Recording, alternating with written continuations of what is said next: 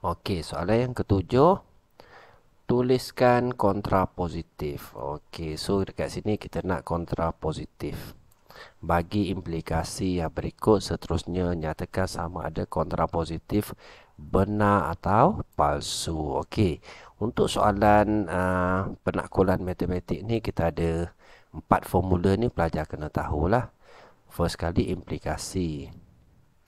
Implikasi.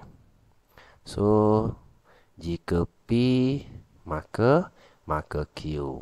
Maksudnya P mengakibatkan Q. Okey, lepas tu kita ada akas. Akas kita terbalik.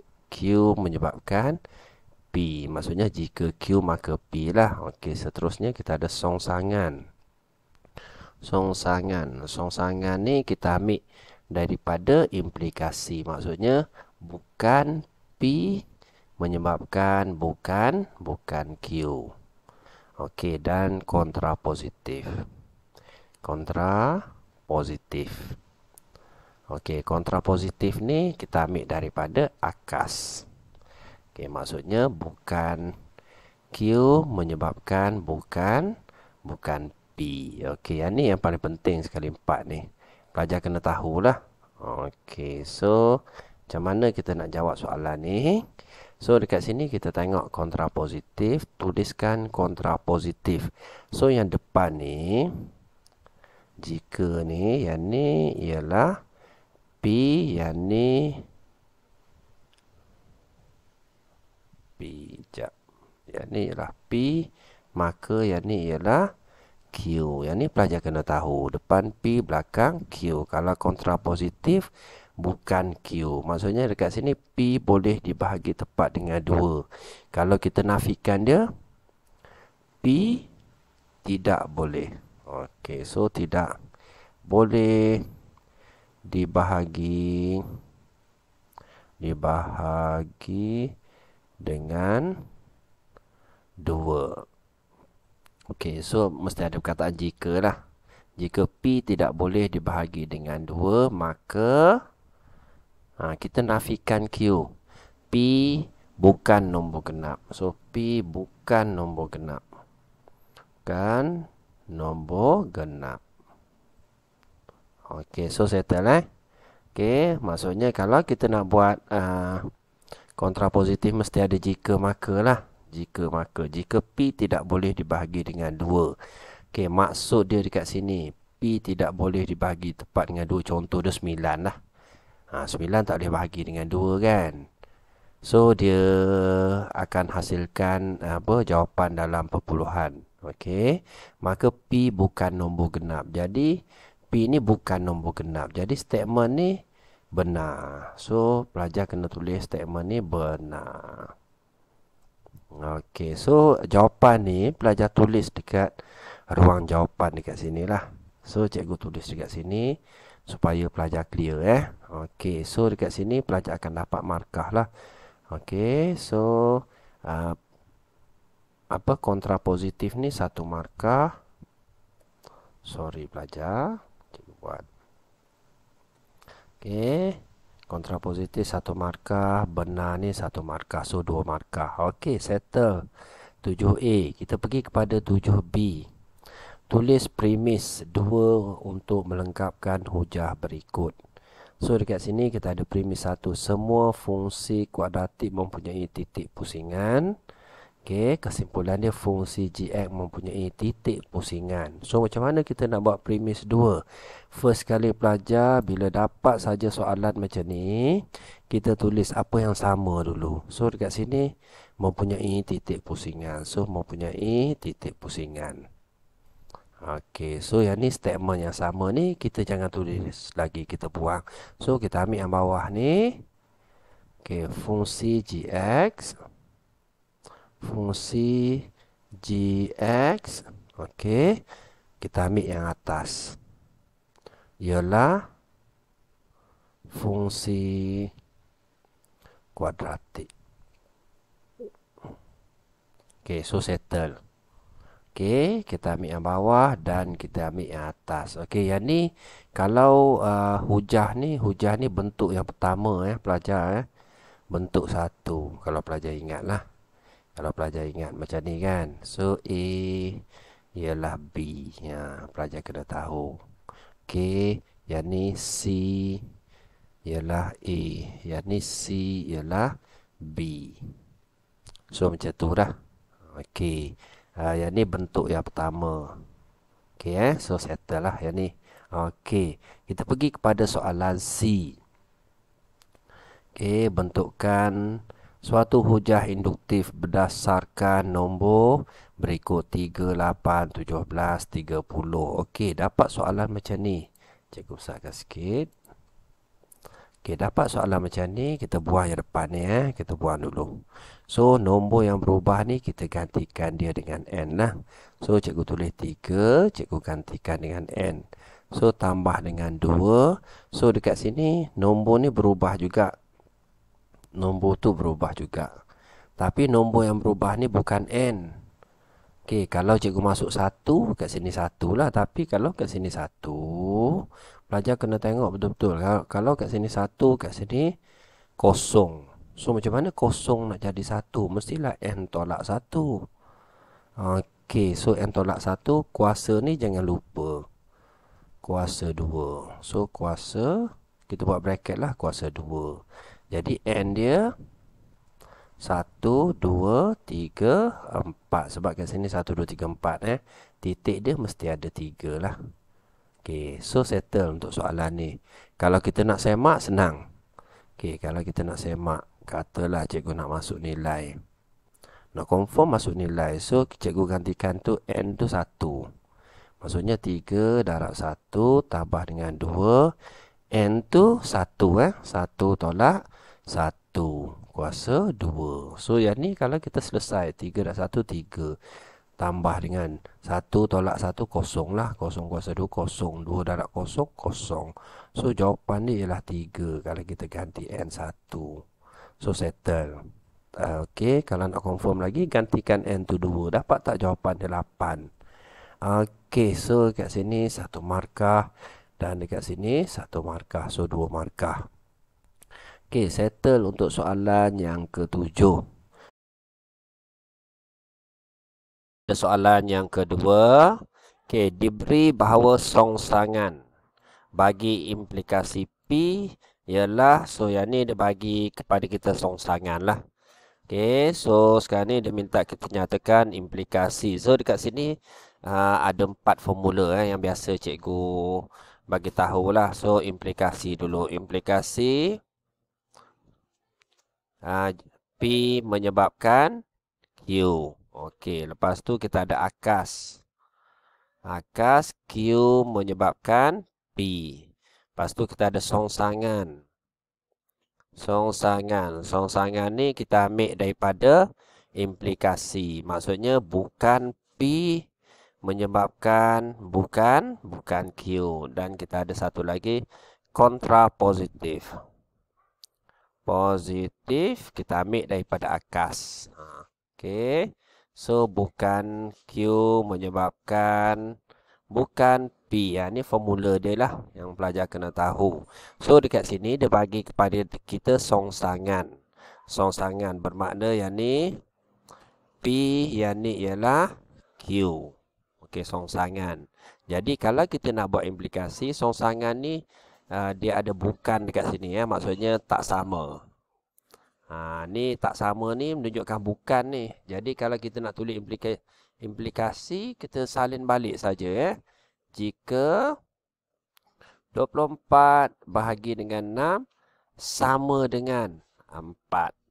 Okey, maka 6 tolak 24 bahagi dengan 6 sama dengan 2.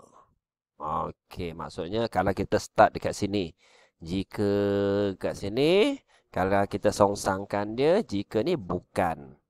Ni perkataan bukan tu datang daripada sinilah, menafikan dia. Okey, so settle untuk 2A. So 1 markah, mudah sangat. 1 markah. Okey, seterusnya buat kesimpulan secara induktif. Okey, secara induktif. Induktif ni kan formula dia ikut duduk. Okey, induktif, khusus, induktif, ikut khusus kepada umum. So sekarang ni yang ni khusus lah, detail. Kita nak buat umum. So yang depan ni kita potong lah. Okey, so nombor ni kita tengok nombor yang mana yang berubah. Okey, nombor yang depan ni berubah. Kita gantikan dia dengan N. Okey, lepas tu nombor kat sini pun berubah juga. Kita nak samakan satu dekat sini lah. 1, 2, 3 ni. 1 ni nak jadi kosong. So dekat sini yang cikgu nampak N tambah 1 kuasa 3.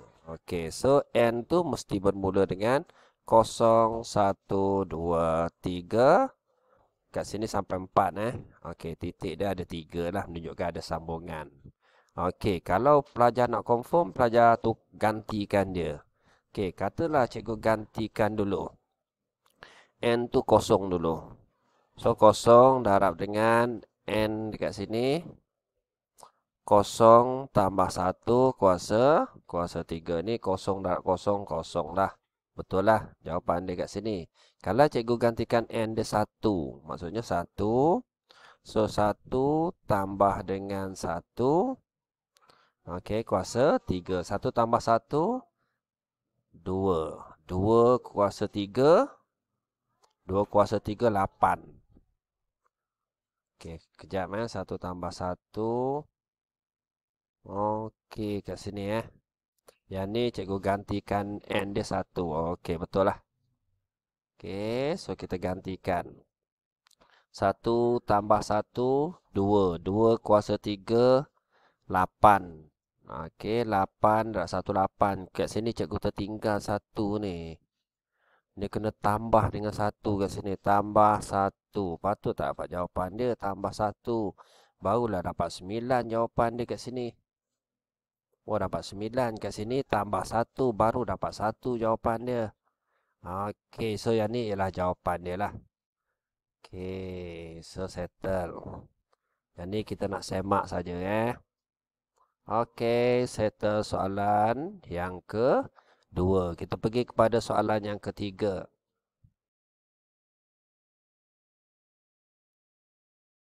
Bismillahirrahmanirrahim. Assalamualaikum warahmatullahi taala wabarakatuh dan salam sejahtera pada semua.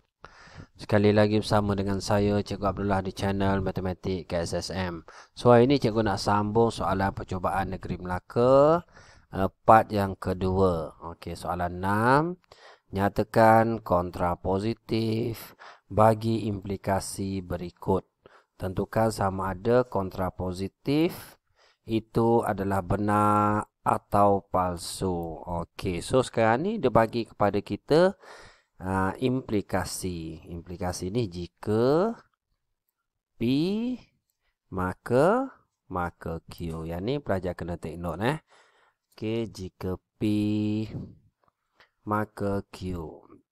Okey, so kita nak nyatakan kontrapositif bagi implikasi yang dia beri. So dekat sini kita ada formula lah. Formula yang cikgu bincang bawah ni I as.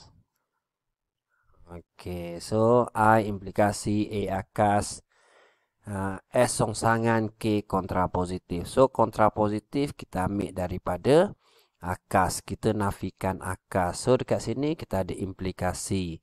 So bila ada implikasi, kalau akas kita terbalikkan dia lah. Okey, so cikgu jadikan dia akas dulu. Jika Zaki mendapat A plus, maka Zaki mendapat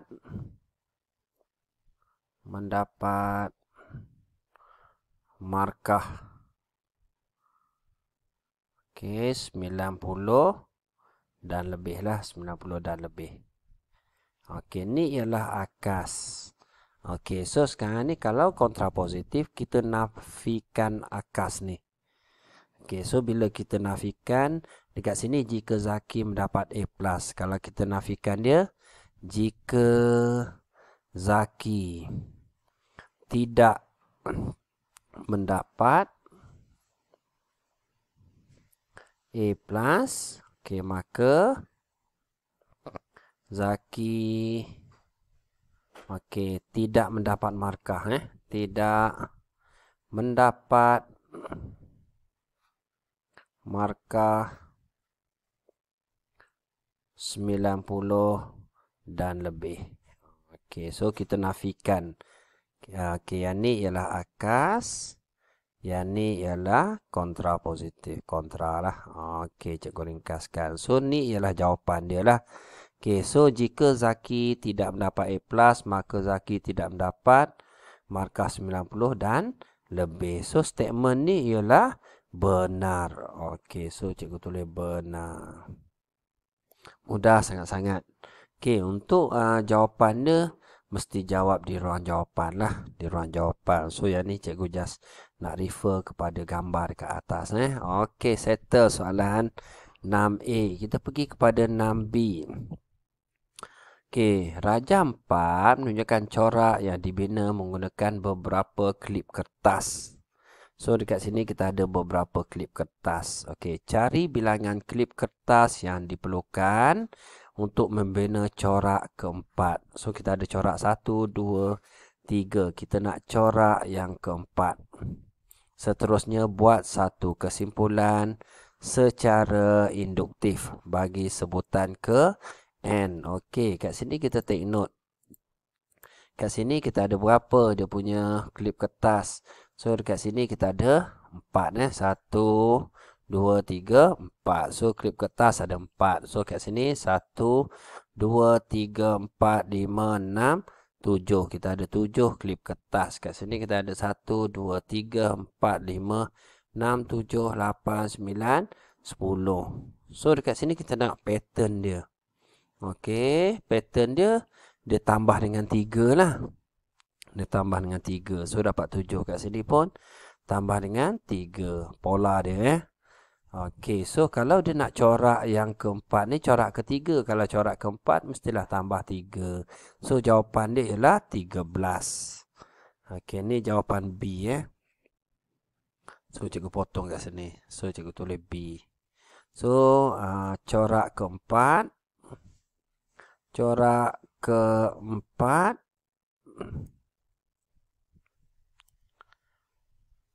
Okey, 13. So, settle. Okey, seterusnya kita buat kesimpulan secara induktif. Induktif ni, formula tu lah ikut duduk. Okey, maksudnya induktif khusus kepada umum. Okey, ada beberapa cara kita nak buat jawapan dia. Okey, dekat sini paling mudah sekali kita ambil yang pertama ni lah. Kita ambil corak yang pertama. Corak pertama berapa? 4. So, cikgu tulis balik 4. So, 4. Okey, tambah 3. Pola dia tambah 3. So, cikgu tambah N dekat belakang. So, N dia 0, 1, 2, 3. Titik mesti ada 3 lah. Ni salah satu cara lah. Okey, kalau pelajar nak buat N bermula dengan 1 pun boleh. Pelajar buat 4 tambah 3. N tolak 1. Macam ni pun boleh juga. N sama dengan 1, 2, 3, titik, titik, titik. 3, better 4 lah. Dan titik ada 3. Okey, macam ni pun boleh. Okey, tapi kalau pelajar dah belajar. Kalau pelajar dah belajar, ambil yang belakang ni 3 ni. 3 ni sama kan? 3 ni sama. Kalau pelajar nak guna 3 tu pun boleh. 3N. Kalau pelajar jawab 3N tambah 1 pun boleh. So, N dia 0, 1, 2, 3. Betul tak? Kalau kosong. Kita gantikan kosong. 3 dah kosong, kosong. So, 1. Tak boleh. Dia kena bermula dengan 1. Okey, 1, 2. 1, 2, 3, 4. So, titik, titik, titik. So, cikgu prefer kaedah yang pertama dan yang kedua lah. Paling mudah. Okey, terpulang pada pelajar. Okey, settle soalan yang ke-6. Okey, kita pergi kepada tentukan nilai kebenaran bagi implikasi di bawah. So, implikasi di bawah. So, kita tengok nilai kebenaran dia. Okey, jika 4x sama dengan 24, maka x ialah 6. Okey, so yang ni kalau kita masukkan 6 dalam kat sini lah. So, 4 darab dengan 6, so dapat 24. So, statement ni ialah benar. Simple je, 1 markah. Okey, seterusnya tulis akas dan kontrapositif. Okey, so dalam formula penakkulan logik ni, so cikgu guna I ask lah. I ask. Okey, I ni implikasi. Okey, implikasi ni P menyebabkan Q. Akas ni Q menyebabkan P. Songsangan ambil daripada implikasi. Okey, bukan P menyebabkan, bukan Q. Okey, kalau kontrapositif ni ambil daripada akas, bukan Q menyebabkan, bukan P. Okey, kita tengok soalan yang pertama, dia nak akas. So, apa dia akas dia? Akas dia mesti terbalik lah. Akas dekat sini. Ni akas. So, kita terbalikkan. Terbalikkan maksudnya yang pertama ni ialah P, yang ni ialah Q. So, bila kita terbalikkan, jika Q maka P lah. Jika X sama dengan 6, maka 4X sama dengan 24. So, settle akas. Seterusnya kontrapositif. Kontrapositif ni kita nafikan akas ni. Okey, ni kontrapositif. Kita nafikan akas. Maksudnya, jika X tak sama dengan 6, maka kita nafikan yang kedua. 4X tak sama dengan 24. Okey, settle untuk soalan ni. Soalan yang keempat. Okey, kita pergi kepada soalan 8. Okey, premis 1, jika M lebih kecil daripada 13, okey, maka M kuasa 2 lebih kecil daripada 169. Okey, premis 2 kita ada M kuasa 2 lebih kecil, lebih besar atau sama dengan 169. So, kesimpulan dia M lebih besar daripada 13. Tentukan sama ada hujah di atas sah dan munasabah. Okey, first kali kita tengok statement yang pertama. Jika M lebih kecil, okey, mana pen cikgu? Okey, so jika M lebih kecil daripada 13. So, lebih kecil daripada 13. Katalah M tu 12. 12. Okey, maka 12 kuasa 2 lebih kecil daripada 169. Betul lah, 12 kuasa 2. So, 144 lebih kecil daripada 169. So, premis 1 ni benar. Okey, so bila dia benar, dia sah lah. Dia sah. Okey, so seterusnya kita tengok M kuasa 2 lebih besar atau sama dengan 13. Okey, kesimpulan dia M lebih besar atau sama dengan 13. So, yang ni kalau M kuasa 2 lebih besar atau sama dengan 13. Katalah M tu 13 lah. 13 kuasa 2 kan sama dengan 169. So, 169 lebih besar atau sama dengan 169. So, statement ni benar. Ni benar. Okey, so benar.